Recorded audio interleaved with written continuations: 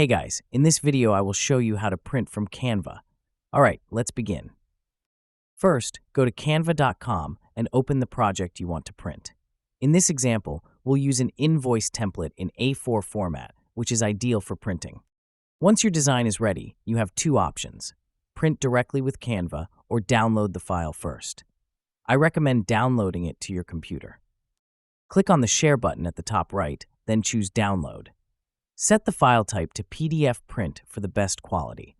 This format ensures your design prints clearly and professionally.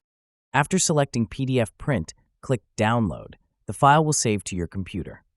Now open the downloaded file. Once it's open, click Print in the top right corner of your PDF viewer. Choose your preferred printer from the list. You can also select your print settings here, such as color or black and white, and the number of copies. After that, just click Print again to start printing. So that's basically how you can print from Canva. And that's it for this video. If you find this helpful, consider subscribing and giving this a big thumbs up. Thanks.